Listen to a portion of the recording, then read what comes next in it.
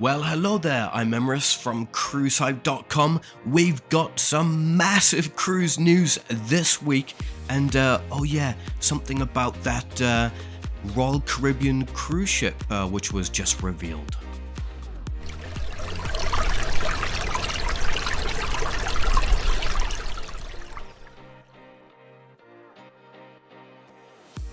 It's time to make sure you've got your weekly cruise news update from across the major cruise lines. Well, it sure has been a busy week, but mainly due to Royal Caribbean finally taking the curtain off the Icon of the Seas cruise ship. We'll detail all the new impressive features and stats. We'll also take a look at the itineraries of the ship a little bit later on in the video. There's also coverage on Carnival Cruise Line on its Christmas decoration schedule and the two Costa ships joining the fleet, along with a major update from Princess Cruises. Well, we've got plenty to get into, so your cruise news update begins now. Alright then, let's start with literally the biggest news from the past week, and of course that's Royal Caribbean finally unveiling Icon of the Seas, which will become the largest cruise ship ever when she debuts in 2024. She will be a massive 250,800 gross tons, have a guest capacity of 5,610 at double occupancy, 18 passenger decks, and a crew capacity of 2,350. Wow, very impressive indeed. The megaship will feature 8 neighborhoods, including 5 new adventures not seen on any other ship in the fleet, such as the largest water park at sea, the Aquadome, the first free fall slide, the first suspended infinity pool, and loads more. Icon of the Seas has amazing new features on nearly every deck, giving guests more to explore in every corner of the ship. That's if they don't get lost, of course. Well, Category 6, part of the ship's Thrill Island neighborhood, is the largest water park at sea, offering splash-tastic fun for all ages on Deck 16. The park includes 6 water slides, each with record-breaking firsts. The 66-degree inclined pressure drop as the cruise industry's first open freefall slide, the 46-foot tall Frightening Bolt, which is the tallest drop slide at sea. There's the Storm Surge and Hurricane Hunter, the first 4-person family raft slides at sea, and the Storm Chasers pair of slides, which is cruising's first mat racers. The ship will feature 7 pools, including the Royal Bay Pool, the largest pool ever at sea at more than 40,000 gallons. Guests can find ways to splash at multiple other pools and whirlpools, including the Hideaway Pool located aft on Deck 15, offering infinity views more than 65 feet above the deck and an energetic beach club vibe with, of course, a resident DJ. Crown's Edge is a first-of-its-kind combination rope course, high plank skywalk obstacle course, and zipline at 154 feet above the ocean. A new feature in the ship's themed neighborhood concept will be the family-oriented Surfside neighborhood on Deck 7, exclusively designed for younger families with children under 6 years old. The open-air promenade is home to the ship's classic carousel, as well as the youngster water parks Splashaway Bay and Baby Bay.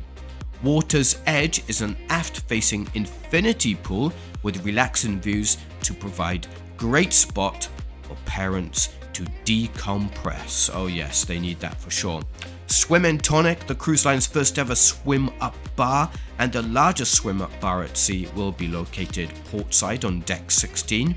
The amazing Aquadome, impossible to miss over the ship's bow on Deck 18, houses a phenomenal waterfall feature, which will add even more thrills to the Aqua Theatre 3 decks below. So, well, I'm very interested to know what you think of the icon of the seas. So many features to talk about for sure. Post your comment below to let us all know what you think, and keep watching because we're going to get into all the itineraries very shortly. Carnival Cruise Line announced in June 2022 that both Costa Venezia and Costa Firenze would be transferred to the fleet, but without losing their overall Italian flair. Well, now the cruise line is offering even more insights and details about the two Vista class ships and the unique experiences they will offer to eager passengers, including confirming that the ships will adopt the Carnival name. The cruise line has now launched a new page where guests can register for more information about the new vessels, including special offers and of course when bookings open. Costa Venezia, to be renamed Carnival Venezia, will join the fleet in 2023, offering sailings from New York, while Costa Firenze, soon to be Carnival Firenze, will set sail as a fun ship in 2024 from Long Beach, California. The new ships will expand Carnival's presence in 2 of its 14 US home ports, offering even more opportunities for eager travelers. Carnival started sailing from New York in 1998, while in Long Beach, the cruise line embarks more guests than any other operator and has maintained a West Coast presence for more than 40 years, first cruising from Los Angeles in 1979. Both ships are slated for moderate renovations before joining Carnival Cruise Line. The overall character of the ships will be preserved with unique Italian touches throughout each vessel. One exciting renovation is the apparent new livery for each ship, which will be a navy blue hull banded by white and gold in a graceful curve down the waterline. It's very similar to the current Carnival ships, but with a bit of Costa flair, of course. So what do you think of the new livery? Are you excited about the 2 additional cruise ships? Do let us know in the comments below.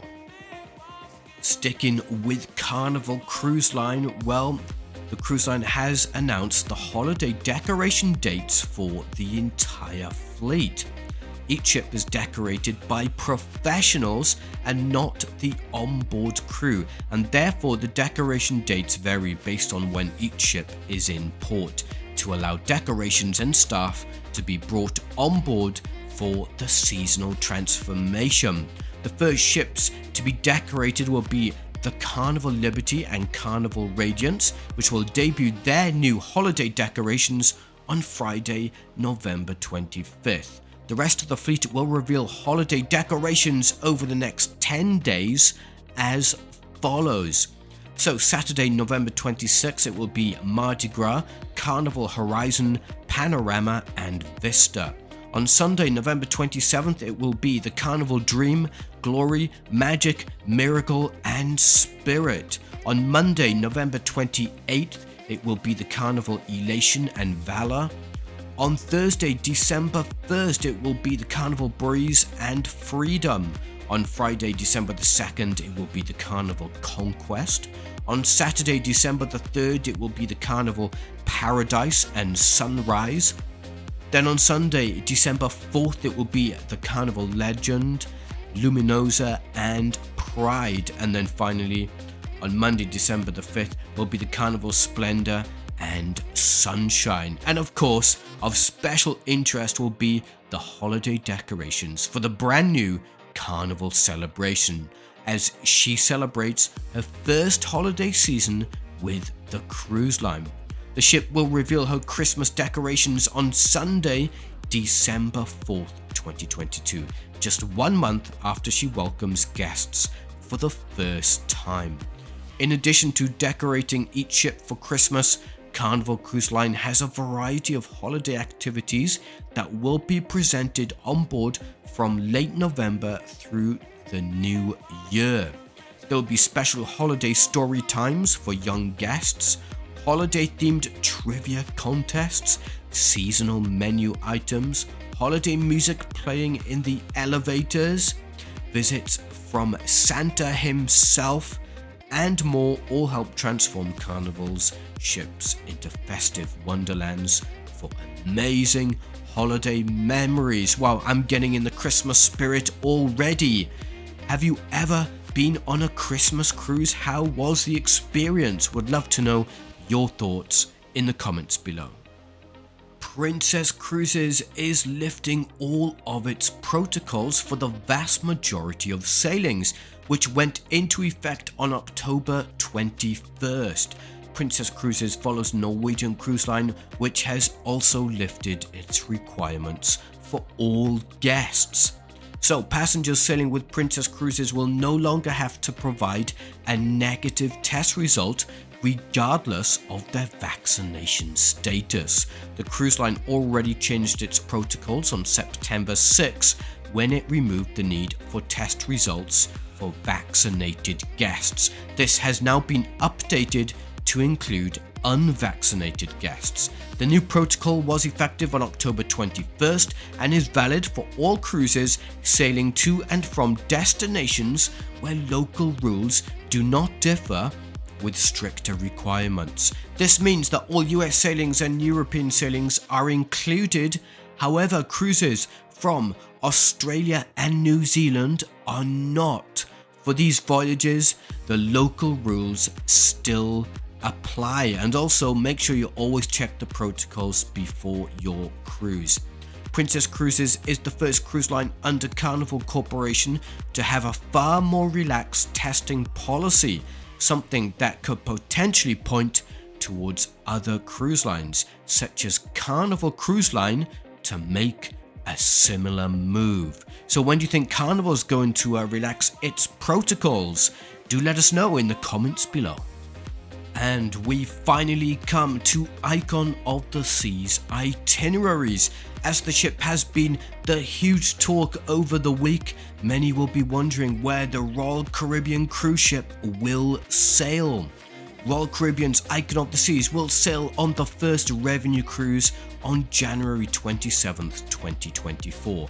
3 different itineraries have been designed for the period between January 2024 and April 2025. These are split between the Eastern and Western Caribbean, all of which have a call scheduled to Royal Caribbean's Perfect Day at Coco Cay in the Bahamas. The first Eastern Caribbean voyage will sail from Port Miami on January 27th, and after 2 days at sea, the first ever port of call will be St. Kitts and Nevis. Then there will be a day in St. Thomas. After another day at sea, the ship will visit Perfect Day at Coco Cay before returning to Miami. There will be 16 sailings on this itinerary between January 2024 and April 2025. The second Eastern Caribbean option will first depart on February 10th and include calls to St. Martin, St. Thomas, and the cruise line's private island in the Bahamas, along with a total of 3 days at sea. There will be a total of 11 departures for this itinerary. The 7-day Western Caribbean itinerary includes calls at Roatan in Honduras, Costa in Mexico, and Cozumel also in Mexico, and the private island of Perfect Day at Coco Cay in the Bahamas. There will be a total of 2 sea days and a total of 30 departures starting on February the 3rd, 2024. There will also be some slightly different itineraries when it comes to the Western Caribbean option. The departures on March 16th and 30th, along with the departure on December 21st, 2024, change the order of ports. So bookings for the Icon of the Seas will open on October 25th. But for Crown and Anchor loyalty members, there will be special access a day earlier on October 24th. Are you going to be one of those booking an Icon of the Seas cruise? Well, there is so much to talk about. for the new ship. It's just so many features, so many different itineraries. So do post your comments down below on your views of the future world's largest cruise ship. We've always got you covered on CruiseHive, and we've got all the coverage over on cruisehive.com, including major expansion plans for the cruise port in St. Lucia, the winter season officially underway in Barbados, Celebrity Cruises ends its season in Boston, another Virgin Voyages cruise ship to begin cruises in the US, Holland America Line sells historic sailing from Rotterdam to New York, all the details on Icon of the Seas, staterooms and suites, and so much more all over on the website. Thanks ever so much for taking the time to watch the video. If you did find it informative at all, then do feel free to subscribe to the CruiseHive YouTube channel, and of course give the video a like. I'm Emrys from cruisehive.com. Thanks again for your time everyone, and I'll see you all soon.